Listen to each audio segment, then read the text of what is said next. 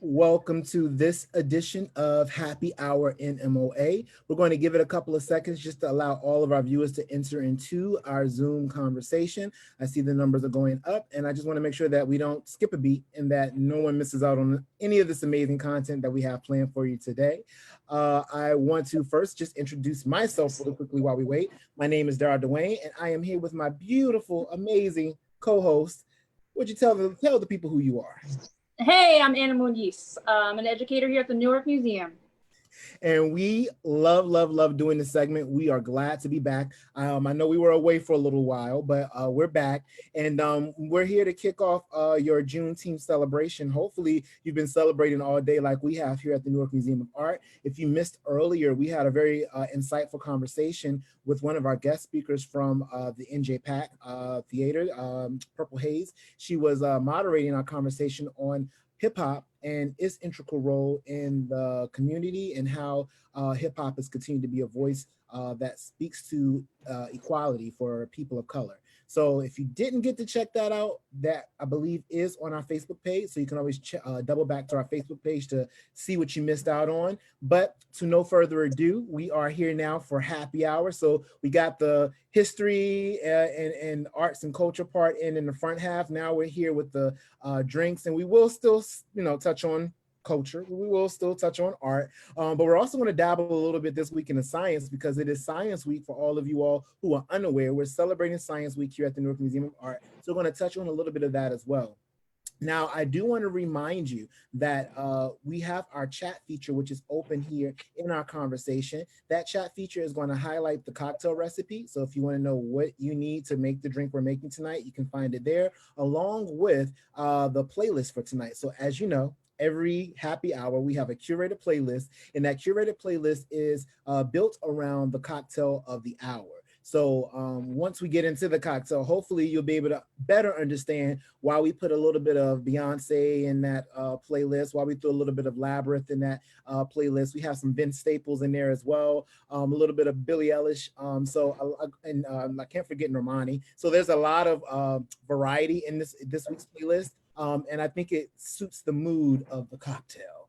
Not to mention, I think it flows with Science Week quite perfectly. So to no further ado, welcome again to Happy Hour NMOA, where we talk art, culture, and spirits. Let's go ahead and start first with Shoot Your Shot. So if you have never been or seen an episode before, we start off every episode with a shot. So we're going to ask all of our viewers now to grab their shot glasses or whatever you're drinking. You might just have a regular drink on standby. We do encourage you to drink with us. And feel free to click play on that Spotify playlist while you listen to us rock out. But we're going to pour ourselves a shot. And with Shoot Your Shot, what we love to do is we love to speak to a short-term goal. So shoot your shot is like shooting your shot. So what are your short-term goals that you want to commit to in this upcoming week to be better at? So, Anna, did you want to kick it off? Did you want to start off with your short-term goal while I pour my shot? In the spirit of Juneteenth, we wanted to talk about our own issues with race and diversity a little bit. Darryl and I had a talk right before the show about what that means for us. And so for me, I just want to throw that word bravery out there. And I just want to have the gumption. I want to have the bravery to call myself out. Even as a person of color, we can have our own biases and we can actually be perpetrators and not just victims, And so I want to keep myself in check. Okay, I'm here for that, and I salute that. And you know what? I think in my short-term goal, which I will make more so of a practice, I want to be more accessible to my fellow man, right? I want to be, oftentimes we get so caught up in our own stuff, right? We get so caught up in our own day-to-day that we forget to check in on our neighbors, and we forget to check in on our friends. So I want to be a better neighbor, a better friend. And I think you can never, ever stop working or striving towards that. So that's what I'm going to do in my short term. So we bring our shots up. We hope you've made your shot or your shot for the week. We're going to toast to you all first, tap the table, and we're going to take it back. Woo. All right, I think we're ready now. I'm loose. Okay. You're loose. You're right. I'm loose. Okay. So as I said earlier, we're talking we're going to be kind of combining science into the flow of our special episode of Happy Hour NMOA today. And so when we think about science, right, and we think about cocktails, right, and good times. So I guess the question is, can science be fun? I mean, that's a question that I often ask myself. So I want to know in the chat, right? So all of you watching in the chat, by all means, drop in the chat whether you think that science can be fun. We're also going to drop that link to the playlist again. I see that we have an inquiry about the playlist, so we'll definitely drop the playlist link in there again for you. But we want to know from our viewing audience, all of you in the Zoom conversation with us right now, can you drop in our chat whether you think science can be fun, right? We already know that art for the most part is a cool thing, but can science also be fun? And for all of you watching via Facebook Live, leave it in the comment section. Any questions you have throughout the show, if you're watching via Facebook Live, they will filter those questions to us, and we will answer those questions live on air. So we want to know, science, could it be fun? Because when we talk about science, right, I think that kind of leads us to our poll question. Before I jump into the poll question, I want to know your take though, Anna. Science, fun, not fun, maybe a little bit of both? Well, that's the stigma I think that science has, is that it's not fun or that it's too much data driven. But you know, the job that we have is always like, all right, how are we going to turn this very dry topic into something that potentially has this, like, you know, ability to drag you in. So tonight is a really good opportunity for that. We're gonna look at Guinness, and we're gonna talk about what Guinness has done to make a more velvety drink. And for those of you chemists out there, we're gonna be talking about the behavior of the gas called nitrogen. Interestingly enough, in our chat, I have Linda who highlights, yeah, it definitely can make, science is fun. It helps to make great cocktails. And I'll have to agree. So we're going to learn a little bit more about that tonight. And I guess that's the poll question we're going to start off with first. Can art and science hang out in the same space and be fun together, or do they belong in a separate space? So we'll pull up our first poll question. So all of you on our Zoom, you will have access to that question and you can respond. Our first poll question is going to read, can art and science both be equally fun? And we're going to give you some options in a second. So waiting for the poll to pop up. Darryl, I don't have the question in the polls. I'm so sorry, but it starts with beer or champagne. I apologize. That was actually on me. That was the chat question. What I wanted to say was, what's better? We're talking about beer, as you just highlighted, Anna, and I apologize. That's on me. I mean, when you're having a good time and you jump ahead of the program, right? So with that, we're going to highlight beer, but we're also going to be talking a little bit about champagne. So my question, or my first poll question, is going to be beer or champagne? Which one do you enjoy? So for all of you who are in our chat, again, you will have access to be able to respond in our chat. So I'm going to encourage you to go ahead and respond. So the responses are for all of you who are watching via Facebook Live. So what's better, beer or champagne? We have A, beer all day, all the way. We got B, champagne only, please hold the hops. We have C, I like both, pop a tap, pop a cork. We have D, yuck, neither. Bubbly drinks equals bubbly guts. So we want to know what your response is. I kind of think I know what my answer is. I think most of you viewers at home, if you've been watching us on the bi-weekly scenario, you probably already know what my answer is as well. Anna, did you respond? Did you pipe in and chime in with your response? I did. I wrote champagne all the way. Me and champagne were friends. You and champagne were friends? It's light, it's bubbly. Like I don't buy the $50 bottles. I buy the sparkling wine that goes through the same process as champagne, but yeah, okay. That's where I'm at. Okay, well, I'm going to share my answer when we get the poll results. So I'm going to let the poll results pop up. Let's see what everyone says. I see I have another comment as well in my comment section about science being lots of fun. It says, plus there's space-time travel that we can take into account. And I'm waiting for that. I'm excited. Yes, you're right. Science, the day we're able to travel faster than the speed of light, I'm here for it. Sign me up. So the response to our poll, it looks like a lot of you all are saying champagne only. To hold the hops. So I'm very curious to see after tonight's show, will we change your mind, right? I see a lot of people saying champagne, yes, yes, in our comment section. But I know for me, so we were talking about responses earlier, I put both. I like both. I'm like pop a tap, pop a cork. It's all a good time for me. And since we're on this conversation of beer, Anna, I think I might pose this question to you, and you probably already know the answer to this. So did you know that beer became one of the main staples or the main beverages of choice right here in the city of Newark for the working class during the Industrial Revolution? Roughly around the times of the late 1800s, early 1900s, beer was like the main staple for everyday people like you and me. So with that being said, was that a fact or a factoid that you were already well aware of? I'm almost certain you're going to say yes. But also, like, I think what's interesting is that the same time frame that that Newark is known for as a beer, a city of beer, a beer industry, that the drink, although in that time frame, was also invented. Tonight's drink is a mix between beer and champagne, and the story behind it, it has to do with you know, beer lovers and scientists combined. And so I think we have a story to go with that drink. Okay. I'm gonna share the story now.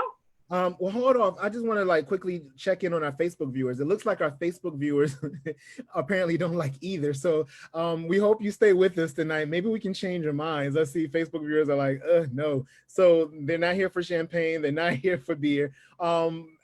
Look, I'm here for the hard liquor as well. Like, I like it all. So maybe by the end of the night, we might be able to convince you otherwise. So with that, you know what? Let's go into the backstory so we can get a better sense of the cocktail tonight, because you already gave us the name. It's called Black Velvet, and I think it's a perfect time now to maybe convince these non-beer, non-champagne lovers why this cocktail might be something they might want to try. All right, so let's go to the year 1861. Prince Albert, beloved husband and prince consort to Queen Victoria, passes. And so mourners, they're getting together, they're hitting the pubs. One pub gets hit individually, and the mourners ask for stout, they ask for beer, but what they get is this decision made by the sitting bartender. He decides to put champagne along with the beer as a way to mourn and celebrate and commemorate this beloved prince. And so what's really, I think what's interesting here is that we are using a champagne along with the Guinness, and so you're gonna need champagne. I have Prosecco here. The original recipe calls for champagne. Champagne is it's not in my price range. Prosecco is, and so I'm just gonna keep it real here. We can use Prosecco. It's gone through the same fermentation process as champagne, and so the chemistry will work. And I also have Guinness here, and so for you beer drinkers, this might be something that's for you, right? Let's start pouring. Let's start drinking. Ready? Yeah, why not? I mean, I've already started to sip myself, so you might as well join in on this party. So I'm not the only one on the line drinking. I hope all of my viewers are at home drinking. I see Renea has joined the chat as well. Hey, Renea. If you're drinking or you have your cocktail and you're in our Zoom chat, by all means, drop in there a thumbs up or heck yeah or something, so we know you have your cocktail and you're ready. And if you're watching via Facebook Live, we ask that you throw in a emoji to let us know how the cocktail is going for you on your end as well. So go ahead, kick it off, Anna. What are we mixing here? Okay, Renaya is excited. I'm excited too, Renaya. All right, I have uncorked this bottle already, right? But if you never uncork something, then you're in for a treat. There's this can potentially get dangerous because there's all these gases wanting to escape, right? Whenever you put like yeast and sugar together, like carbon dioxide, the gas creates in there, and it wants to come out. So this cork came with a cage. I undid that part because I didn't want like, I envisioned like corks flying over all over the place and like it's hitting the computer and like just, so it's uncorked. Here we go. Okay. So you want to pour at an angle, and I'm gonna pour it just halfway so that we can let the fizz die down just a little bit. Okay, so here's the carbon dioxide, and you can see the bubbles. It's gonna have this very like carbonated mouth feel. And then here I've got the Guinness. And so this sound that you're about to hear is nitrogen, carbon dioxide pushing itself out. Ready? So I don't know if you can hear this. Oh, we hear it. Yeah, okay. I'm thirsty. I'm extra thirsty now. All right. So chemists, scientists, this one's for you. I'm gonna do the 45-degree angle. I'm gonna pour this, and I don't want it to come out. There's this froth, there's this foam, and you'll start to see a separation happening. And this is I think is kind of cool. What's happening is that yeah, there's a separation going on here. All of this is nitrogen. All this is nitrogen coming together as a gas, right? These are small bubbles that are separating in themselves because they're lighter than the carbon dioxide underneath. And so this foam, you don't want to slip it away. You want to enjoy it with the drink. So I'm going to let that die down a little bit more. And what we can really see is this sort of like this frothiness, or this, what the bartender back in 1861 called the Veil of Mourning. And so that's what's happening. Where are we next? I'm glad you brought that part up, the frothiness and looking at the frothiness, because I'm guessing, or I'm banking on, like, maybe this is where the science part comes in.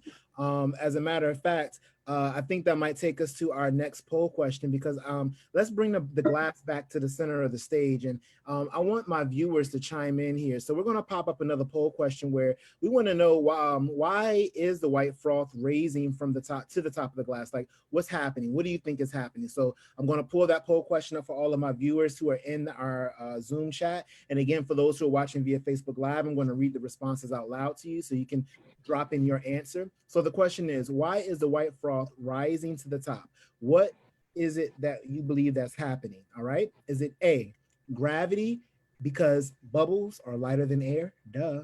Is it B, I have no clue, I just want to sip it? Is it C, the foam protects the flavors underneath? Or is it D, oxygen is escaping from the liquid and that's what's causing the frothy white foam at the top? So go ahead and drop in your responses. I'm going to drop in my response. You just click. Again, for my Facebook viewers, you can just drop in A, B, or C, or D, depending on what your answer is, and we will be able to see it. While we have all of our viewers check in, I see we have a couple of comments in our chat giving us tips on how to best pop the cork by holding the bottle, or holding, I should say, hold the bottle and twist the cork, not the bottle. We appreciate that from Paula. So moving forward, let's pop those results up really quickly because I'm curious to see what you all are thinking. So a great majority of you are thinking that froth or foam that we see at the top of the glass is oxygen escaping from the liquid itself.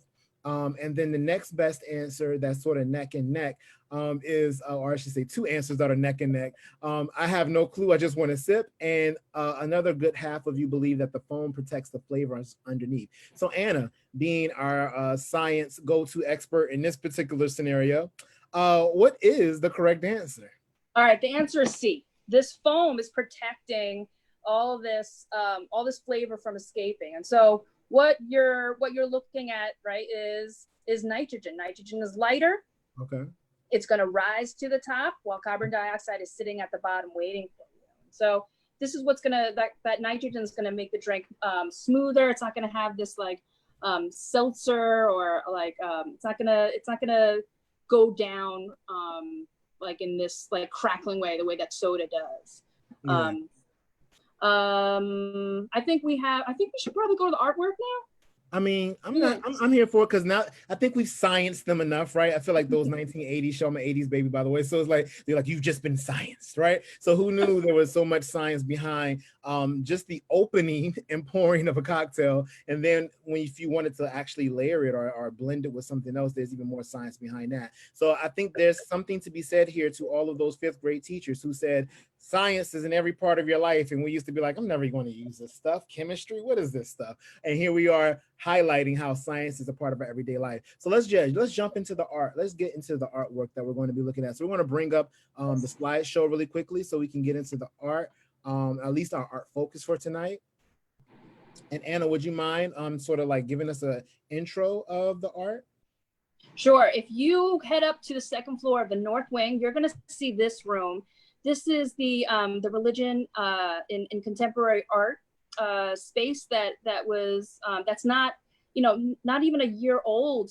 This space is a really interesting spot.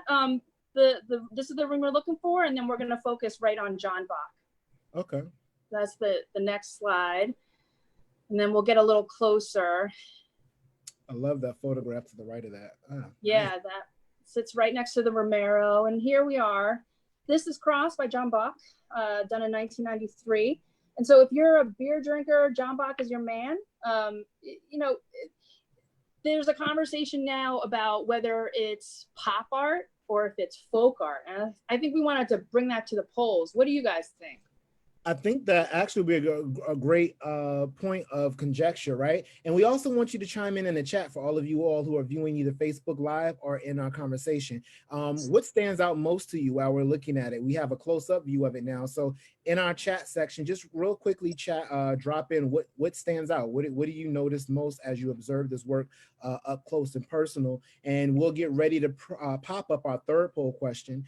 So again, drop in the chat your comments. I'm very curious to know what you all observe about this piece, or what stands out the most about this piece. And then let's get that third poll question up. So that third poll question, we're going to pull up for you now so you can chime in. I see a lot of people saying the bottle caps. So our third poll question is, what style art do you think that this work is all about? Do you think that this work of art is A, pop art? Do you think that it is C, folk art? Or do you think that it is D, both? So go ahead and like chime in with what you perceive it to be. I'm going to make my selection as well because I love participating, right? And I'm going to just check back here in our comment section really quickly and see what people are saying about this particular work and what stands out the most. So I'm looking and I see, again, a lot of people are saying the bottle caps. I see Veronica's like bottle caps. Linda's like the beer caps. Stephanie says they saw the magenta they saw the magenta in the background first. Or I should say in the cross that we were looking at. Prudence found objects, but saw the blade primarily. So the blade is what's most prominent for our viewer Prudence. Eliza, from far away, everything looks like jewels. I like that. And then once I focused, she could then see the beer caps. And then suddenly she saw the blade. So it's like a layered thing, similar to your drink choice tonight. I think you did a great job, Anna, in pairing the cocktail with the work. I mean, they're seeing layers. Our drink was all about layers. So I'm totally here for it.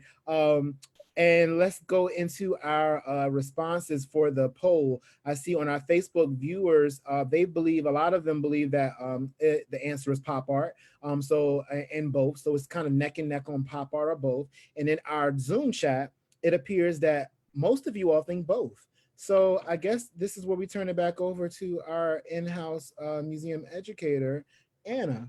So what are we looking at? What folk art, pop art, both? Like, break it down for us. All right. So a lot of the bottle caps was the saw blade, the Christian iconography. You know, it's in the sign of a cross. Is it sacrilege? There's a saw blade there that could possibly be could evoke the halo or the nimbus that sits in Christian art, and then. You know, these objects, they could represent commercialism. They could represent industry, the beer industry, right? We see the Heineken, we see the Budweiser logos, kind of begging for us to ask this other question. You know, why can the two coexist? Why can religion be in the same conversation as commercialism and industry? And so that's probably a question that we would bring up in the gallery so that we could you know, poke at the listeners, right? What do you think? Let's drop it. I love the fact that you brought in that it speaks to a multifaceted people, right? So oftentimes when we think about how a lot of us, in theory, we like to keep things black and white, right? We like to keep things in their little boxes, but in reality, as we see here in this particular work of art, religion, commercialism, socioeconomic things that are happening around us are all sort of like blended together. There's not a clear, concise thing where one ends and one begins.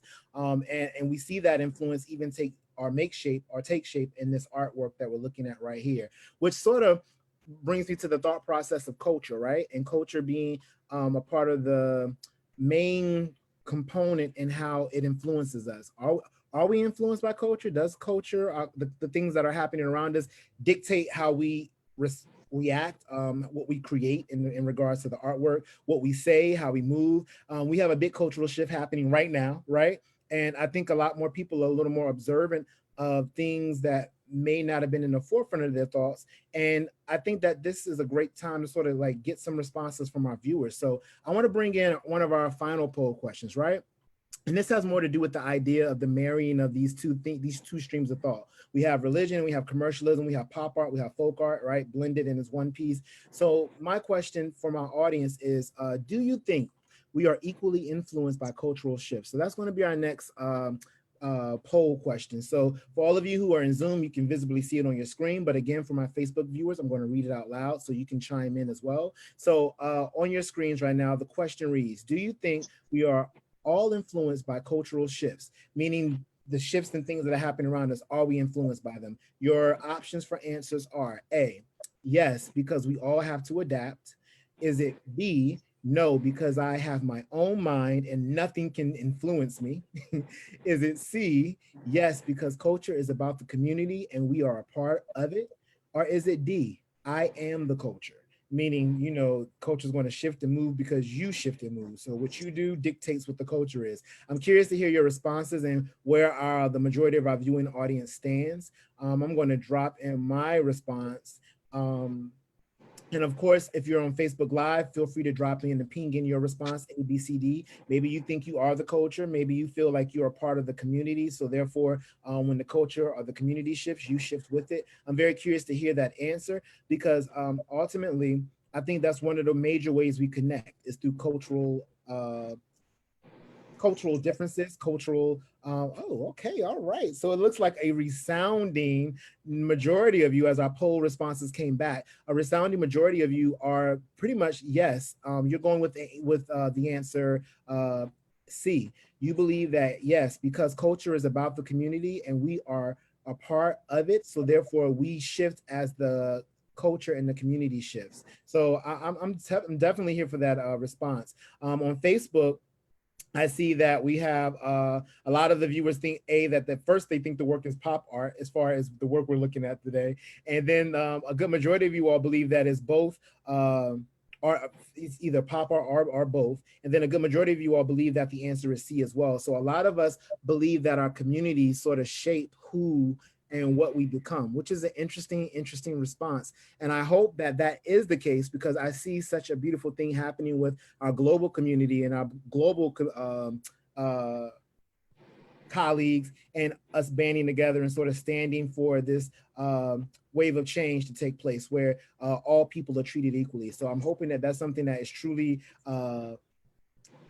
connects with all people, all races, all ages, right? And that we're able to actually move forward with that same stream of thought and that we are all able to not only just be in this moment and stand in that solidarity, but be able to walk that moment throughout the entire walks of our life. So really great work on the selecting the art piece tonight, Anna. I just wanna quickly bring us to the close of our show. But before I do, I wanna wrap up with our shooting star shot. So if you've never again seen a show of ours, we do a shot at the beginning, which is shoot your shot, which is a short-term goal, right?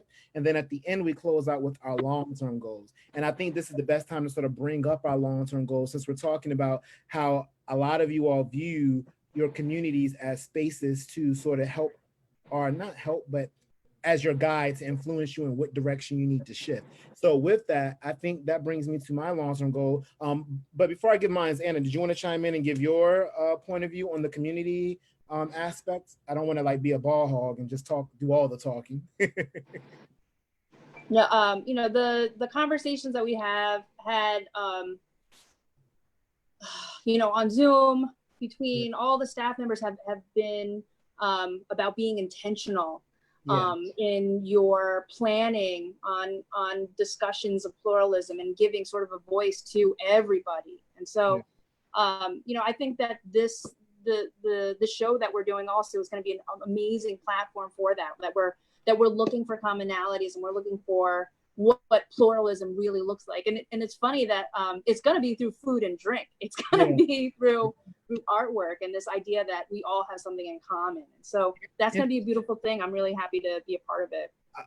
Interestingly enough, those are all communal things, right? So art, food, and drink, those are things that not only do they help us to sort of put a stake in who we are and what we're about, right? And how they directly connect to our culture, but it's also one part of us that we love to share with others, right? So it's interesting that those three dynamics or those three things are so communal, but they're also so personal. And I hope that tonight that you were able to gain some knowledge of work that we have in our museum that you may not have known existed prior to, and that you take a little piece of that knowledge or a little piece of that culture and you share it with your friends and your colleagues. Now you have the history behind the Black Velvet drink and why that's a thing, and how it was created ultimately to like honor and pay respects to someone who was revered, right? So with that, I guess we got to talk about our shooting star shot long-term goals. So long-term goals, I think for me, my shooting star shot, my goal, my long-term goal in my shooting star shot, I want to be more comfortable in being more authentically me, right? Growing up, being a person of color in America, I've always felt like I had to sort of put on a mask, right? And depending on the space that I was in, and I think in this moment, I want to be more resolved. I want to be able to just be me authentically. I want to be able to be comfortable in the space that I'm at and where I'm at in that space, and not feel like I have to put my guard up or pretend to be something I'm not, or force something just because I'm reading the room, because that's something that unfortunately is something that I had to do my whole life. So with that being said, I want to definitely be more authentically me. That's going to be my long-term goal. I know that's something that's not going to happen overnight, because again, we're people. We do these things on a regular basis, so it's hard to break old habits, but I'm going to try my best. What about you, Anna? Same sentiment. I think this show is going to provide us the opportunity of like breaking that fourth dimension in like theater, right? We're not supposed to really like show what's behind the curtain, but yeah. I really think that this is the right opportunity for that. And so, yeah, we're going to keep it real over here. All right, I'm here for it. So to being more authentically us, we hope you at home are doing the same. I'm gonna tap this table really quick and I'm gonna bring my shot right into the camera there, because I want you to be the most authentic you. And if you love today's show, please comment, please share. We're gonna take this shot back. Are you ready, Anna? Let's go. Yeah. Hope you're doing your shots at home. That was really strong. Cheers to being authentically me. But before we close out, we want to quickly do our shout outs to our colleagues. So Anna, I'm going to have you do the shout outs because I see Linda says beer for her. So a shot of beer for Linda. So go ahead and shout out the colleagues that help us bring all this together, because we do not do this alone by no means. This is definitely a family orientated situation. All of the many dynamics of our museum and museum staff, we come together and we work on this. So Anna, shout out all our shout outs for us for this week. Amber Germano, Andrea Coe in registrar. We could not do this without you. Joe at graphic design. The usual suspects. Thank you. And Trisha Bloom, thank you for providing all the deets we need to really explore this artwork. Thanks so much. And shout out to our director. Well, I don't think we shout her out enough, because I want to say, since she's been the head of our museum, she's definitely allowed us to be in the space where a lot more open, a lot more candid, and we're able to bring you cool programs like this. This is a first. Like, so being able to bring you cool programs like this, being able to talk as candidly as we are with the audiences that we are able to reach through our virtual platforms, we just want to say thank you. So thank you. Shout out to Linda. And I want to highlight some of our upcoming events. If you loved what you had our experience today, just remember, we have things happening throughout the week. Next week, we have our virtual book club. We're going to be sitting down with author of the book, Night Detective, The Skeleton Key.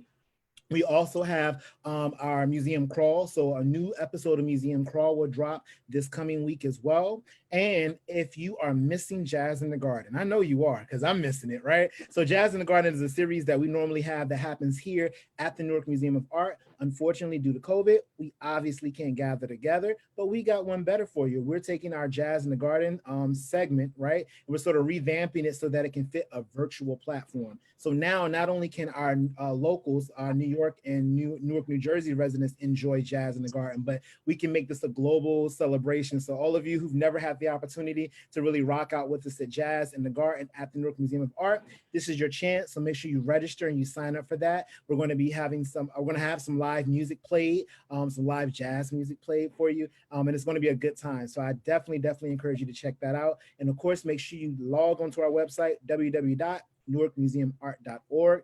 That's where all of our programming is listed. We also have a big Pride Day celebration coming up. I know you see the flag in our post. That we normally celebrate Pride during the month of June with the city of New York. However, we thought that in this timeline where Newark and a lot of other cities are starting to reopen, it made the most sense for us to hold back our Pride celebration and celebrate with the city that we represent. So get ready, because in July, Newark Pride, we're coming strong. We're going to be working with a lot of different community partners. We have some special guests, some special musical performances, some celebrity guests, some fashion shows. So it's going to be lots and lots of fun. So when Pride Month technically in June ends, just remember that we, Newark, New Jersey, pick up Pride Month in July. So we're celebrating Pride all summer, and we hope that you'll join in with us, and turn up. So with that, I guess this is us signing off. You got your cocktail, Anna? You ready? We're gonna just cheers and just sign. Right. Bye. Have a good one.